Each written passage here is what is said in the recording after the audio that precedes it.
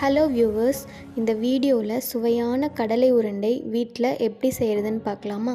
அதுக்கு தேவையான ரெண்டே பொருட்கள் வெல்லம் மற்றும் நிலக்கடலை.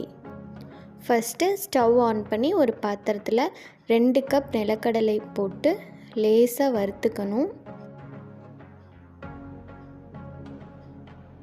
கொஞ்சம் நல்லா வறுப்பட்டோன்னே இறக்கி வச்சுட்டு 1 கப் வெல்லம் எடுத்துக்கிட்டு தேவையான அளவு தண்ணி ஊற்றி கேஸை ஆன் பண்ணிக்கணும்.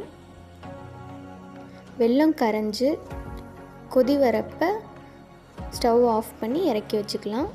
அப்புறம் வறுத்த எடுத்த நிலக்கடலையோட தோலை இந்த மாதிரி பண்ணி தனியாக எடுத்துக்கணும்.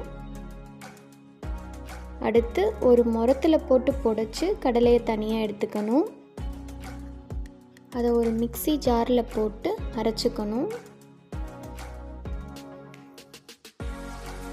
ரொம்ப நைஸாக அரைக்காமல் கொஞ்சம் கொரன்னு அரைச்சிக்கணும்.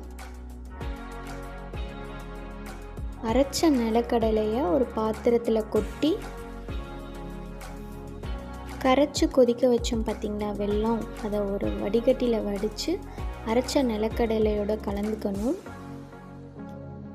ஏன்னா வெல்லத்தில் பார்த்திங்கன்னா மணல் இருக்கும், ஸோ வடிகட்டி வச்சு வடித்து எடுத்துக்கணும். ஃபஸ்ட்டு கொஞ்சமாக வெள்ளை தண்ணியை ஊற்றி பிசைஞ்சிக்கணும். நல்லா ஒரு கெட்டி பதமாக வர மாதிரி பிசைஞ்சிக்கணும். சப்போஸ் உங்களுக்கு கொஞ்சம் அந்த வெல்லம் தண்ணி அதிகமாகிடுச்சுன்னா நீங்கள் பொட்டுக்கடலை கூட அரைச்சி அதோட சேர்த்திக்கலாம். பிசைஞ்சு வச்ச நிலக்கடலை வெல்லம் இதை குட்டி குட்டி உருண்டையாக பிடிச்சி வச்சுக்கணும்.